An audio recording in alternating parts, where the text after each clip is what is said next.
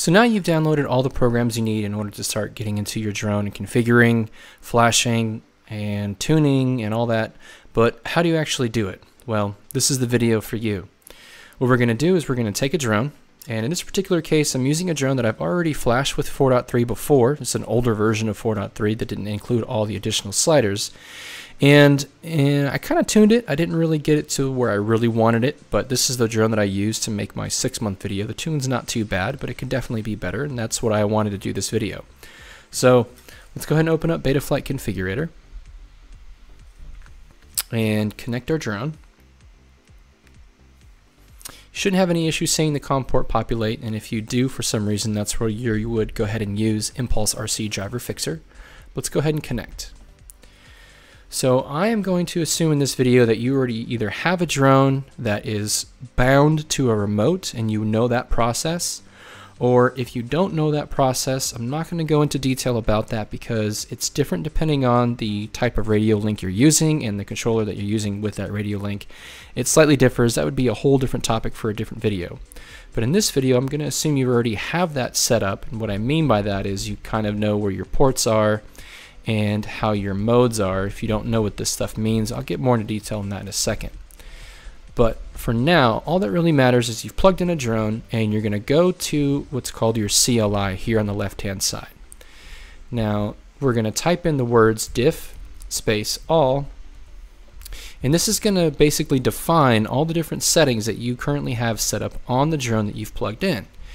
We're going to save this file right here. It says save to file. And I already have, in my drone stuff folder that I've talked about in my first video, I have a folder for CLI configs. This particular one is one that I already have written, but I'm going to overwrite with what I currently have it set up as. Alright, I suggest you make a folder where you save all your CLI configs. And save that, and replace it. So now I have a file that I'm going to reference, and you should absolutely do the same thing before we're about to do what we're going to do, which is flash our flight controllers. In the event that something that you didn't necessarily know how you had it set up, or maybe something gets messed up in the setup process, you can always refer to that CLI that you had already saved. So we'll go ahead and click on any other thing, and what's going to happen is it'll just kick you out of Betaflight, and you'll have to reconnect. So now that we're in here, the next thing we're going to be looking at is what's called the target. Now this target is the specific targeted software for the flight controller that you currently have installed. This flight controller is an iFlight F722 Twin G flight controller, and I want to make note of that because I'm about to go look right now for the firmware for that flight controller, and you have to be very specific. If you happen to get this wrong, and I'll show you in a second why it could happen, you could very much do some serious damage to your flight controller, not necessarily physically wise, but software wise, to the point where you won't be able to use it anymore. So up here it says update firmware. We're going to click on this, and it's going to take you to this page here where you get the firmware you need. And again, because we are using 4.3, which is currently a not official release or a nightly build, I have show unstable releases checked.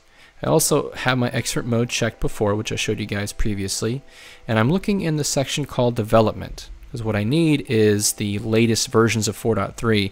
When all this stuff becomes official, you don't need to have the unstable releases checked, and you'll just go to release versions. But for now, because it's still in beta, we're going to go to development and look for your specific flight controller. Now, I mentioned earlier I'm using an iFlight F722 Twin G, and here's the one that I need. But let's say I happen to accidentally install F405 Twin G onto this flight controller that I'm using, I could definitely run into some issues and it may not work correctly. So make sure you pick the specific target that you know you need for your particular flight controller. Now this next drop down menu is going to be all the latest releases. So we're going to go ahead and get that latest version. I decide to go ahead and do full chip erase, and that's exactly why I said for you to make a saved copy of your CLI. Now, if you're happening to, maybe you didn't come from 4.3 and you came from 4.2.9, I absolutely am telling you, you're going to want to do a full chip erase, because the settings that were good in 4.2.9 they're not going to work in 4.3. They're going to be completely different slider things, and it's not going to, you're going to have a lot of errors. So you're going to want to do full chip erase. You should never just copy and paste your CLI over from a previous version of Betaflight and think it's going to work, because you're probably going to run into issues. So we're going to do a full chip erase. We're going to load the firmware, and this is, in order to do this, you need to have an internet connection because it just downloaded it from online. And okay, F722 Twin G, just verify again, and we're going to go ahead and flash the firmware.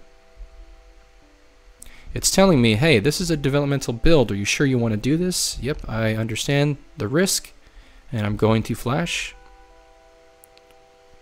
Now here's a case where my drone is attempting to get into what's called bootloader mode. I have seen this on iFlight flight controllers for some reason. As much as I do love using them, flashing them can be a big pain in the butt.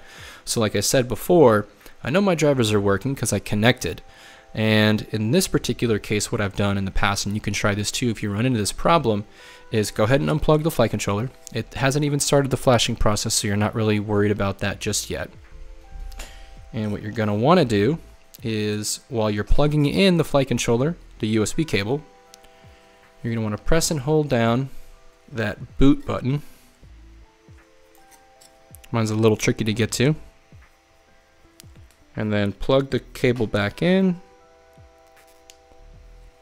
And if you looked, it popped it into DFU bootloader mode, which is exactly what I want.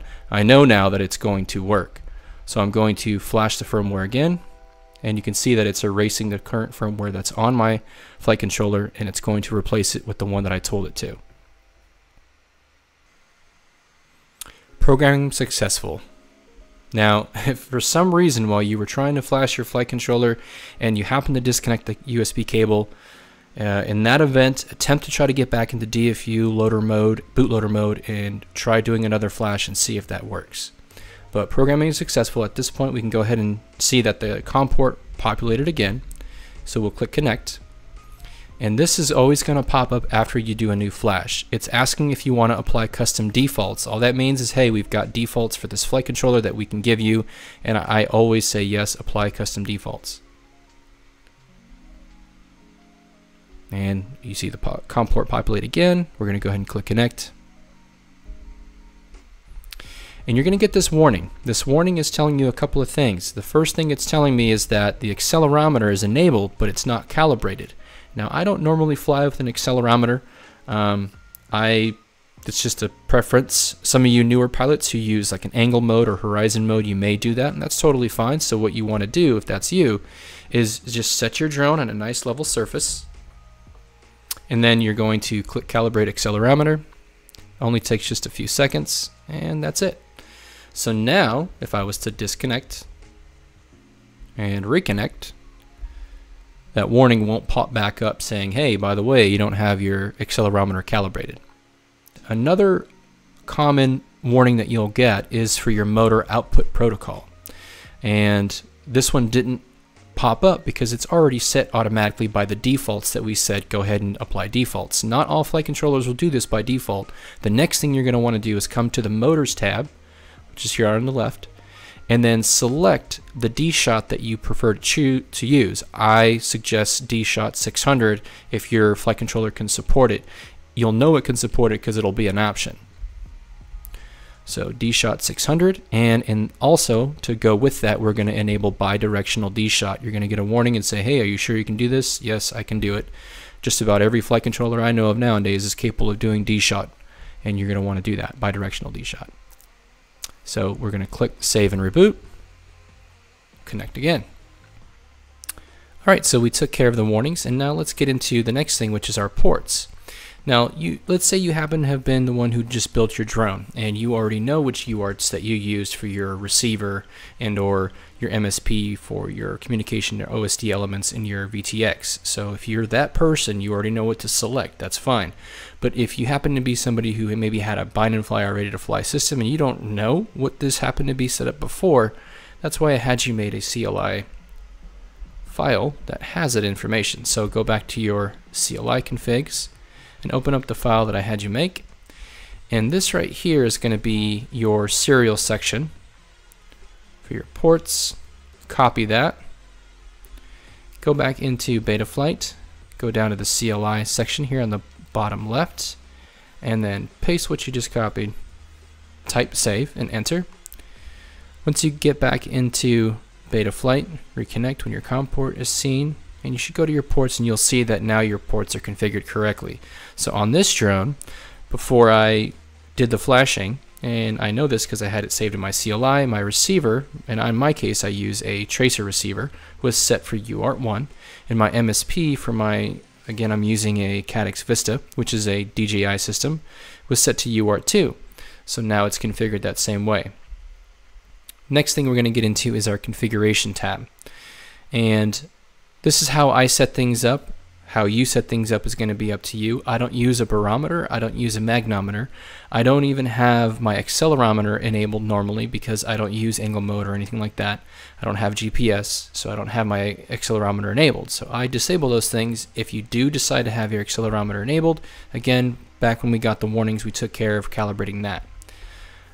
Choose a craft name. So this is my Vega Spando, so I like to call it my Spando. And we're going to go down here, and these are the way that I choose these particular features. Up to you how you choose these. Look at your manufacturer documentation to understand how you might have yours set up. But again, if you happen to not know and you just saved it in your CLI, you can see here which features that you either had disabled, such as I turned off soft serial and air mode, and which ones you had enabled, which is the ones that doesn't have a negative sign. You could just copy paste that into your CLI. Now I already know, so I'm going to disable that, enable telemetry, and disable air mode. I choose to disable air mode. The reason why, if you don't know what air mode does, it essentially is the thing that your drone is doing to try to keep it flying and not just drop out of the sky when you drop full throttle or you drop complete throttle.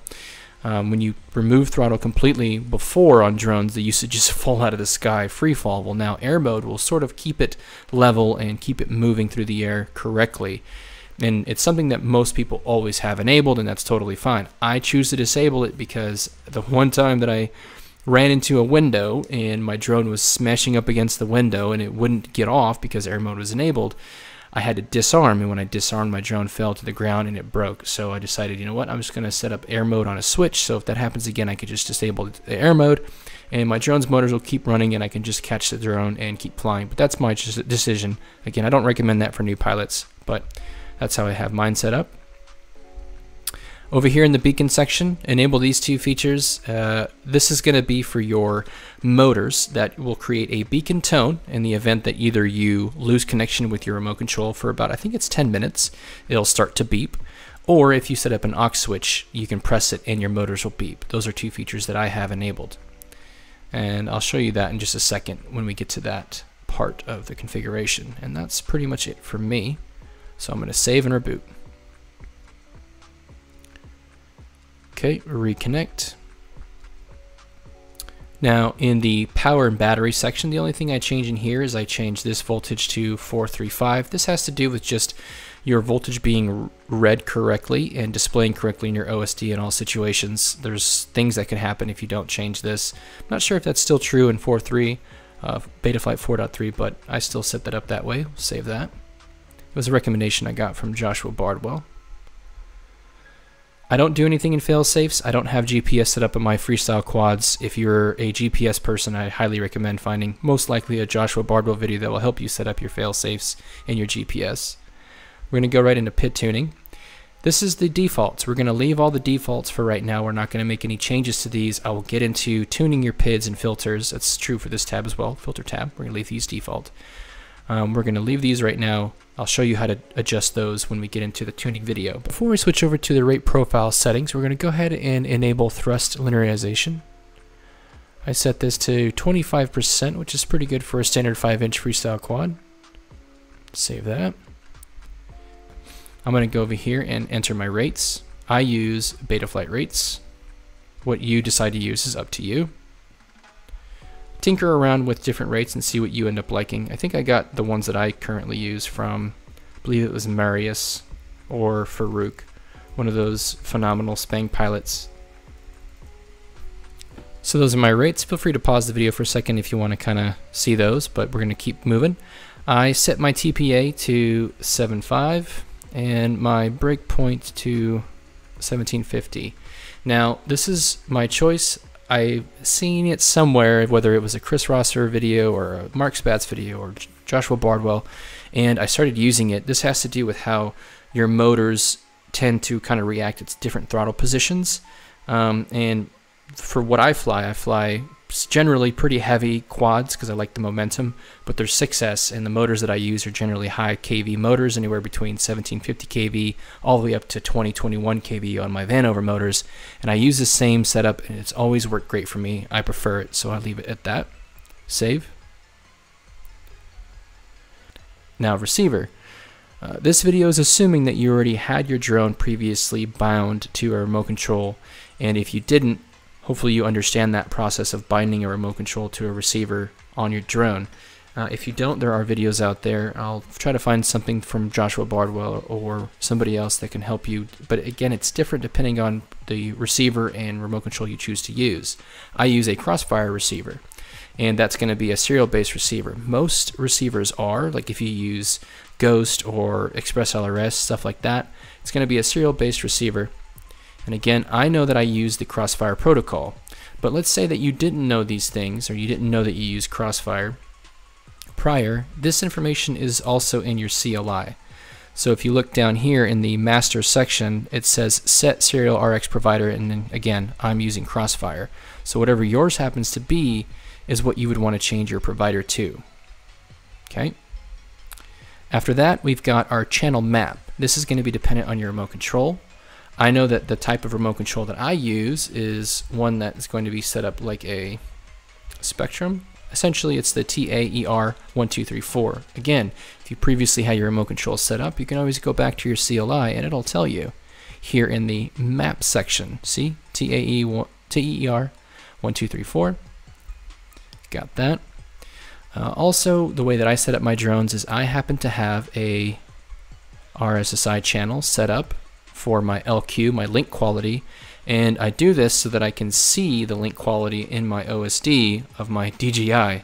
Unfortunately, DJI is a little bit limited in what options are for OSD, so there's just a little bit of a workaround that I learned from Joshua Bardwell. I'll try to attach that video in the description as well. The guy is super helpful, but this is how I set mine up on aux4. Another thing that I learned from Joshua Bardwell is how to properly set up my endpoints with my particular remote control. Again, depending on what remote control you use, you're going to have to do that research yourself. But because of what I learned from him, I'm able to make full use of my stick resolution, and I'll show you that in a second. So I set my stick low, stick high to where it should be, 1000, 2000. We'll go ahead and save and reboot that. Get back in there. Another thing that's kind of cool, I have an iFlight flight controller, and it actually fully powers up based off of the USB being connected. So what that means is, in order for me to communicate with my remote control, I don't have to plug in a battery. If you don't happen to have a flight controller that does that, then you would have to plug in a battery into your drone in order for it to power up to be able to see these changes when you're looking in your receiver section. But the downside to that is that it also semi-powers my Caddx Vista enough that it will begin to overheat pretty quickly if I leave it plugged in too long. So I do have to take breaks during the configuration process sometimes. You can see that I actually have movement on my sticks. So just go ahead and verify. Look, my throttle is working. It's all the way down to 1000, goes all the way up to 1999. My yaw works. My roll and my pitch works. So this is something you're going to want to do to verify that your channel map is set correctly. Make sure that your roll, pitch, yaw, and throttle are correctly moving depending on your stick movements. The other things I can see is my aux switches are moving. Okay, that's good. So I know that my flight controller is in fact communicating with my receiver right now.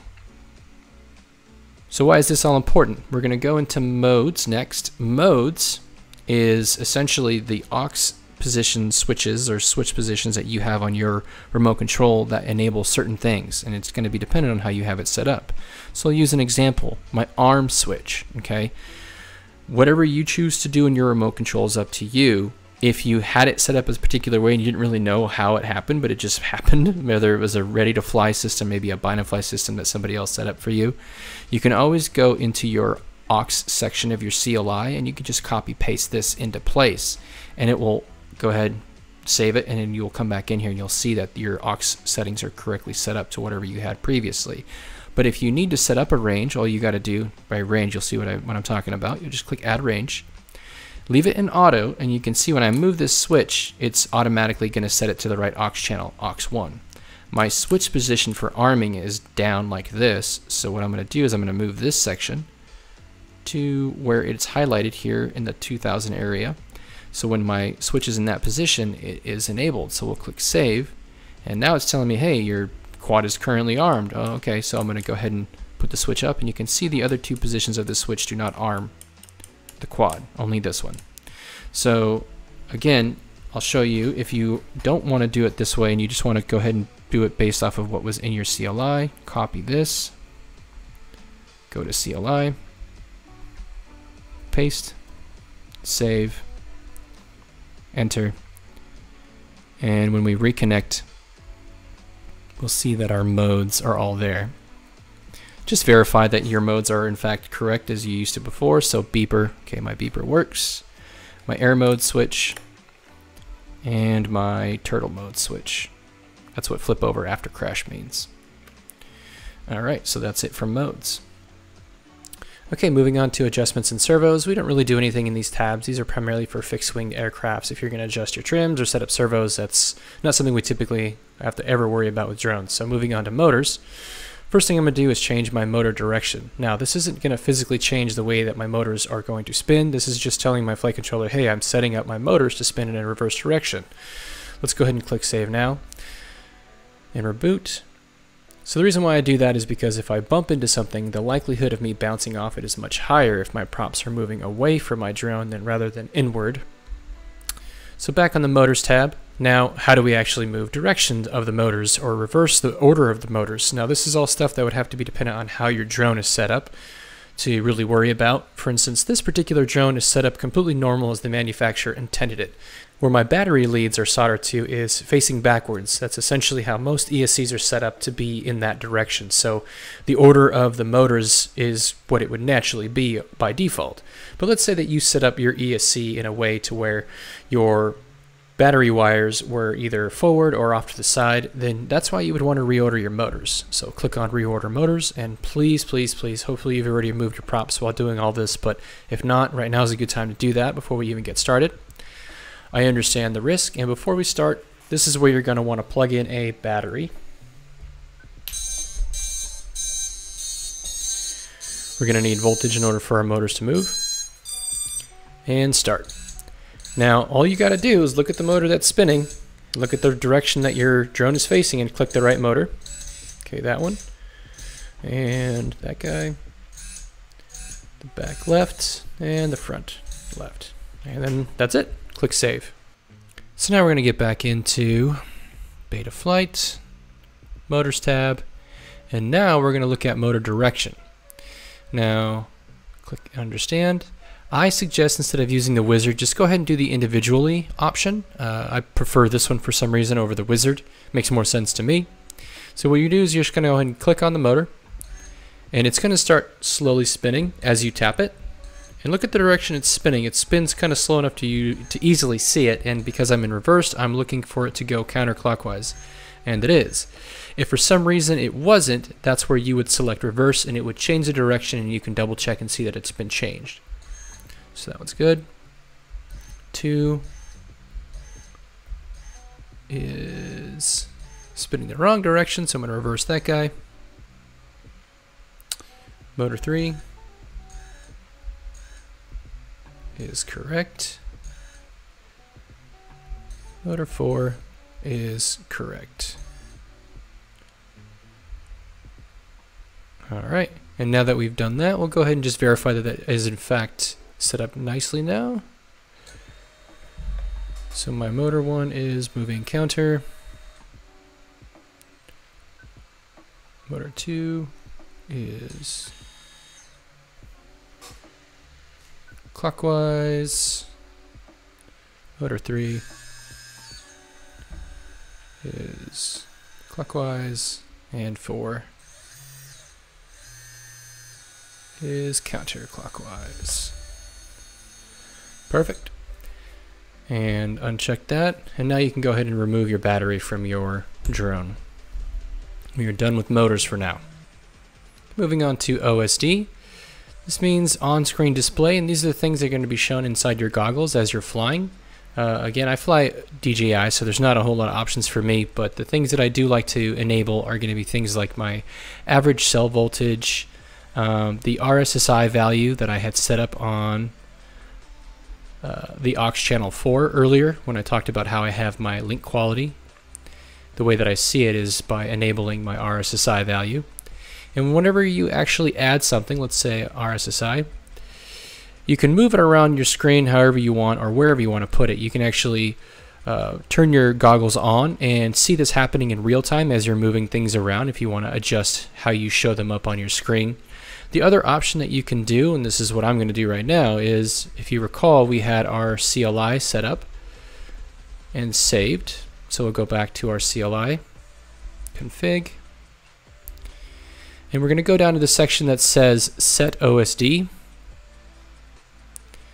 And you only want to copy the things that mention OSD. Move into the CLI and paste. Say enter and save. It'll restart. And now that when you reconnect, go ahead and go back into your OSD and verify that your things were set up the way that you had them previously. But this is really all I add. Craft name, whether it's disarmed, this will disappear as I arm, so that's how I know I'm armed. Link quality, average cell voltage, and then the things that are already included with DJI are down here in this bottom corner.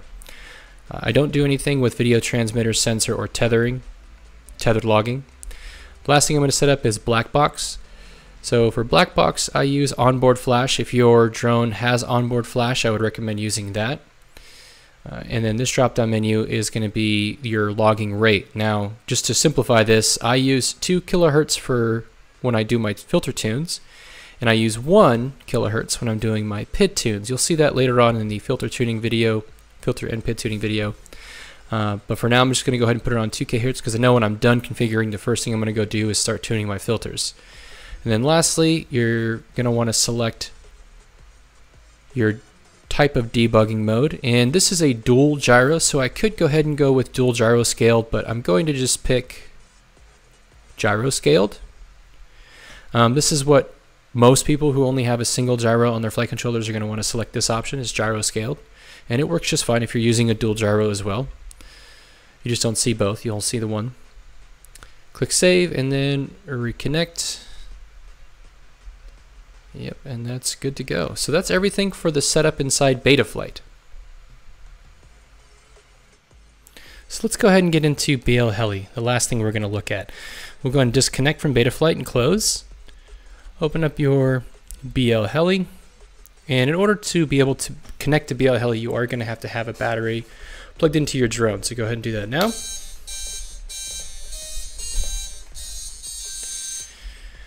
Click connect. And then click read setup. And OK. So now we're inside BL Heli. These are the settings I currently have set up on my drone. You can always look at the overview and understand that even though we flashed Betaflight, it had nothing to do with BL Heli. All your setups that you had previously in BL Heli should still in fact be the same. And what we're looking at as far as what I change, what I highly recommend, is for a typical 5-inch drone, you're going to want to use anywhere between 35 and 30% ramp up power. Anything above that is sort of a waste. It's not necessary for a 5-inch drone, and it's actually a bit excessive on the motors and all that. And this actually, when I changed this, it kind of helped keep my motor temperatures down, and it was able to kind of push my tune a little bit because of that. So I prefer this much more over what the default is, like 50. My minimum and maximum throttle I set to these values, so 1005 and 1995. And then again for the beacon signal volume, if you remember, we set up our beacon to play through our motors when we press the aux switch, and I just turned up the volume of that quite a bit. Let's see, anything else? Motor timing, 23 degrees. This is just kind of standard that I've been doing ever since I've got the recommendation from Mark Spatz, and a lot of people have said the same thing. 23 is pretty good for our typical 5-inch freestyle quad. And the last thing that I'm going to suggest to you is PWM frequency. Now, regardless of whatever it is that your flight controller can do, and I understand that 32.8 is kind of different in the sense that it allows you to use a low, quote-unquote, and high frequency, and it's adjustable, variable, and yeah, forget all that. 48 kilohertz is the way to go for low and high, and you want to keep things consistent. I like consistency in the way that my drone feels at all times, and I know that it's going to perform a particular way, so I put them both at 48. If you're wondering about how my drone actually plays the Imperial March as I plug it in, it's because it's configured via these music notes configurator. There's plenty of videos online on how to set that stuff up. It's pretty cool. But overall, that's pretty much all I do inside BL Heli. In the past, whenever you had like a motor direction that was kind of reverse, whatever, you would typically reverse your motors inside BL Heli, but now we don't have to worry about that. We can do that kind of thing inside Betaflight. And that's it for BL Heli. Go ahead and disconnect.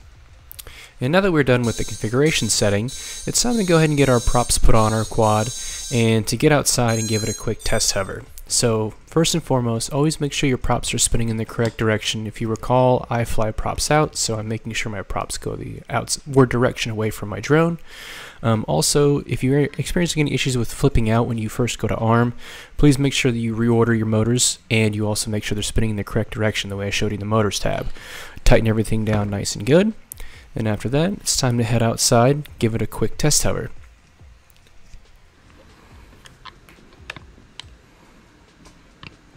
Welcome to Mambo. Throttle warning. So the first thing I do is give it a side to side and forward back little push to make sure that my controls are actually working the way they should be. And then once that's complete, I'll give it a quick test hover, and that's how I know I've set everything up the right way. And that's it for the video, guys. See you in the next one.